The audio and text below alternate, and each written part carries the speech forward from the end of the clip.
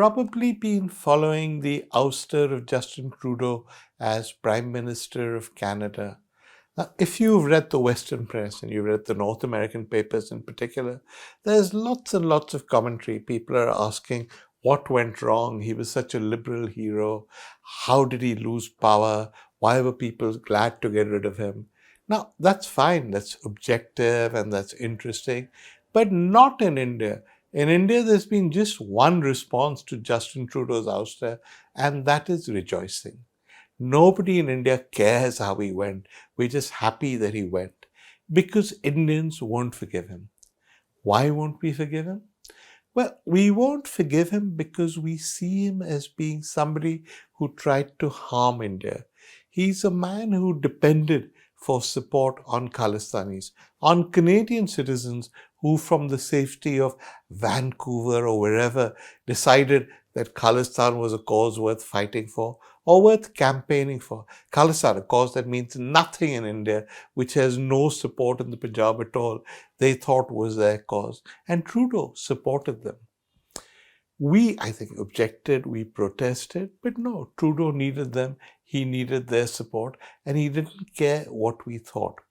Now, people have said that the reason we objected to Justin Trudeau and the reason we were relieved when he departed was because we were concerned about the allegation he'd made that Indians were involved in an assassination on Canadian soil. The assassination, predictably, was of a Khalistani. But that's not actually true, because I know many Indians, many sensible Indians who say maybe we were involved. Maybe RNAW does assassinate what they consider to be enemies of India on foreign soil. For instance, the Americans have told us that there was a plot by RNAW to assassinate a Khalistani leader called Panoon on their soil. Now, we've taken the Americans seriously. We've taken action against people who may have been involved. We have cooperated with them. And I don't think anybody in India hated Joe Biden as a consequence of the allegation, but we hated Trudeau. Why did we hate Trudeau? Well, we hated Trudeau long before this allegation came. In, I think it was 2018 or 2019, Trudeau came to India. And initially we were excited. We thought he'd be a great guy and he'd get on with us. But it soon became clear that he had no interest in India. He was only interested in his Khalistani supporters. He toured Punjab. He dressed up throughout like a bridegroom in a Balli Sagu video. He did this and he did everything possible to ingratiate himself with Khalistanis. He didn't care about how we felt. And he came accompanied by a delegation that included Khalistanis. It got so bad that Captain Amrinder Singh, who was then the Chief Minister of Punjab, said, I will not meet with these people. I will not shake their hands. I am quite willing to welcome the Prime Minister of Canada. I am not willing to welcome the Khalistanis who accompany him. So that was the background. We knew by then what Trudeau was about. We knew that he cared less about foreign policy, less about India, less about relations between Canada and India than he cared about domestic support, which came, in his case, partly from Khalistanis. So when he made those allegations accusing us of being involved in an assassination attempt, actually not just an attempt, we didn't see it as coming out of the blue. We saw it as about par for the course. And if you want to compare what he did with the Americans, for instance, the Americans who made a similar allegation, though this time it was an assassination attempt rather than actual assassination, they made the allegation on the basis of evidence. The briefings to the press depended on what documents they'd filed in court. They came from officials, from law enforcement people. In the case of Canada, there was no evidence at all. I mean, there may have been evidence, let's give them the benefit of the doubt, but that evidence was never revealed to us. All they really had was allegations. And unlike America, where officials made the allegations, in Canada, it was politicians, people on Trudeau's side who briefed the press, who accused India of various things. Of course, nothing came of the allegations. We rejected them. He was never able to prove them.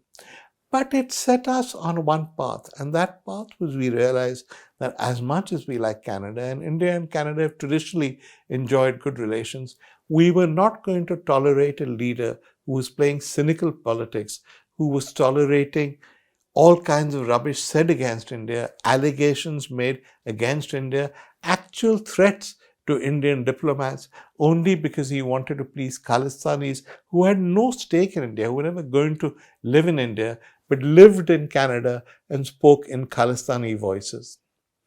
I think people like Trudeau and many others make a basic mistake. They misunderstand the nature of India. Now, as you know, India is a very diverse country. We have multiple political views. We are on different sides. But there's one thing we're united on, and that is if you threaten the territorial integrity of India, if you threaten the security of India, then it doesn't matter whether we are Congress supporters or BJP supporters or CPM supporters or whatever, we will oppose you because we believe in India and we believe in the integrity and security of India. There's a history to this. If you go back in time and you look at people who've attacked India, India as a country, not just the political side, we have never ever forgiven them. Just as we never forgave Justin Trudeau, we never forgave Richard Nixon. You may remember, some of you who are old enough, well, actually very few of you, but in 1970-71, when Pakistan unleashed a genocide in what was then East Pakistan, its eastern wing, because the people there demanded independence or even just greater autonomy, the West turned a blind eye. But India, who was stuck then with 1 million refugees that had come across the borders, had to act. We tried very hard to get the West to react. And Western countries who'd seen evidence of the genocide, evidence that had come from Western publications that didn't come from us, said what was happening was a tragedy. But nobody would act against Pakistan because the Americans refused to. And why did the Americans refuse to? Well, because in 1971, America was trying to build bridges with China. Henry Kissinger, who was then National Security Advisor to President Richard Nixon, went to China using the Pakistanis as the go-between. He actually went to Pakistan, announced for public consumption that he had what they called Delhi belly, and while we were told he was indisposed, he made a secret trip to China. And then he laid the foundations for Richard Nixon's trip to China and the basis of what became the China-America relationship. The Pakistanis were crucial to the rapprochement because they were the facilitators, the go-betweens. In that situation, the Americans didn't care about genocide. They didn't care about the refugees. They didn't care about how much blood had been spilled by the Pakistani army. They cared only about their foreign policy. And when we said we needed to do something with Pakistan, we could not tolerate a genocide on our doorstep, the Americans told us to shut up. Richard Nixon, who was then President of the United States, treated Indira Gandhi, who was then our Prime Minister, with abject contempt. We know now from the tapes that were released of his time in the White House and from accounts of people who were there that he referred to Indira Gandhi as that bitch. He referred to India's interests as being secondary. He hated Indians. He thought we were self-righteous people who kept complaining. And so he and Kissinger continued to support Pakistan and effectively continued to support the genocide. They told us, and they told Mrs. Gandhi, that if India made any attempt at military action, they would retaliate. Mrs. Gandhi refused to be intimidated.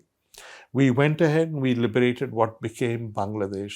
We paid no attention to the Americans. We ignored the voices of the world because we knew morally we were in the right. The Americans were so upset that when the war was going on, they sent the 7th Fleet into our neighborhood just to intimidate us. To her credit, Indira Gandhi refused to be intimidated, and we won that war. But Indians have never really forgotten that. We didn't have much to worry about with Richard Nixon because not only was he a loathsome character, he was also thrown out of office by America itself because he was a crook in 1975 when, fearing impeachment, he left office. But we never actually forgave Henry Kissinger either because, as brilliant as he was an extremely cynical man, a ruthless man with no concern for human rights and certainly no love for India. And I think that's at the crux of what all of us believe. We respect countries that differ with us. We respect different foreign policies. But you act against India. You stop us from doing what is right at a time when our security is threatened. We will never, ever forget that. You've seen that all over. Let's take the case of Israel and Palestine.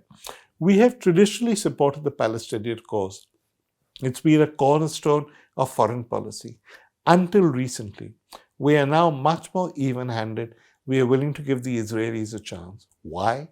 Well, one reason is that many of the activist groups, activists being in this case a kind word, that are involved in that region, when they talk about liberating countries and regions that have been oppressed, they include Kashmir. They talk about liberation of Kashmir. They talk about independence for Kashmir. That's not something we understand. I don't think we see the Kashmiris as being on par with the Palestinians. And so India has moved away from them. We are forcing ourselves to turn away from a cause that we've always supported, and we're listening more to the Israelis, because ultimately you can be our friends, but the moment you suggest that the territorial integrity of India is suspect, the moment you support any kind of secession, India will turn its back on you. India will never forget. You've seen that with other friends. Let's take the case of Sri Lanka and the LTTE. You may remember that in the 1980s, when the Lankan Tamils complained about how they were being treated by the singular majority, many Indians had support, or, well, at the very least sympathy for their claims, because yes, the Tamils were being treated badly. And Indira Gandhi, who was then Prime Minister, supported the Tamil cause. We even trained Tamils. We taught them to fight for themselves. But Prabhakaran, V. Prabhakaran, who was head of the LTT, the organization that emerged as the voice of the Tamils, was turned out to be a person who had no gratitude to India. We brokered a deal between Prabhakaran, the LTT, and the Sri Lankan government. He signed it, then went back on its terms, engaged in a war against an Indian peacekeeping force, killed Indian soldiers, and eventually in 1991, when he thought that Rajiv Gandhi would return to office, an LTT hit squad was dispatched to India, and they killed Rajiv Gandhi in a suicide bombing. Indians never forgot that. Afterwards, I think we turned our backs on Sri Lankan Tamils, we turned our backs on that conflict, and we said we wanted nothing more to do with Prabhakaran. I remember going to Sri Lanka during that period, meeting many Tamils who had genuine grievances. And they said, why is India not supporting us? And I said, what did you bloody expect? Did you think you would come to India, you could assassinate one of our top leaders and still expect us to support you? No, of course they didn't. And eventually, the Sri Lankan army overran northern Sri Lanka where the Tamils were. They killed Prabhakaran. And nobody in India, except maybe a few people in Tamil Nadu, shed any tears. You may have been our friend, but if you think that you can come into India, you can assassinate our leaders, you can play havoc with our foreign policy and with our internal security, we have no time for you. And that's something that I think the whole Trudeau episode has reminded us of. As much as we like Canada, and many Indians live in Canada, many Indians want to move to Canada. We have no problems with Canada. But the moment you find a political leader who encourages secessionist movements, who questions the territorial integrity of India, there is a problem. We never forgave Prabhakaran. We never forgave Nixon. We have a problem with many Arab militant organizations. And we won't forgive Justin Trudeau, because India is willing to be friends with anyone, but threaten our integrity, and Indians will never forget. And no, we won't forgive.